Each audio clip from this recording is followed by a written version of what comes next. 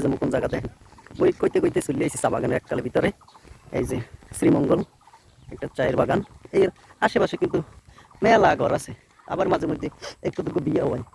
এই যে চা বাগানে যারা বসত বাড়ি করে, যারা কাজ করে হেগো ঘর দুয়ার। আর এই জন্য একটু মাটির রাস্তা, এই মাটির রাস্তা দিয়া চায়ের বাগানে সবাই যায় এবং কামড়িয়া এরপর যে চাপাতি তোলে, এই চাপাতি লইয়া ট্রাক্টর হেঁটে আয়।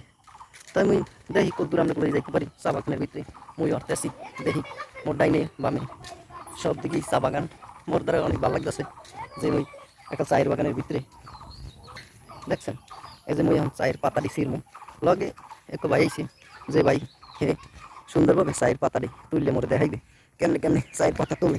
আনেন দেখি এই পাতা আবার মোরা রাইতে বাইর দেখামু এই চা পাতা বলে কেমনে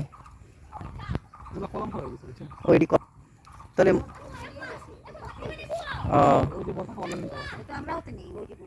এই যে ওই তো সামনে আড়ি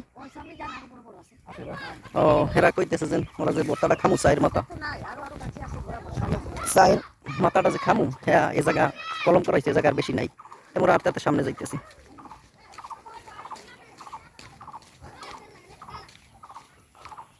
কলম করছে বই ওই তো সমান দেখানো যাবে না কলম।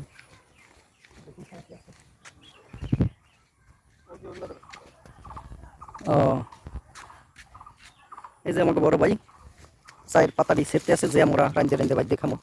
রান্ধে খাইবো না, এটা কেমন খাইবো এইটাই সবাই খায় বুঝছেন। তো দেখতে দেখতে আমরা লইয়ে করছিলাম চায়ের বাগানের ভিতরে যে চা পাতা হয় যে গাছ থেকে সে ওইটাও দেখাই দিলাম। আর এই যে ভাই তোমার লগেই আছে, ময়ও পাতা ছিঁড়ছি, একটা করে পাতা ছিঁড়তে আসি বুঝছেন। তো সবাই ভালো থাকবেন, ভিডিওটা দেখিয়া ভালো লাগলে লাইক কমেন্ট করে শেয়ার দিয়ে সব জায়গা পাঠাই দেবেন বুঝছেন।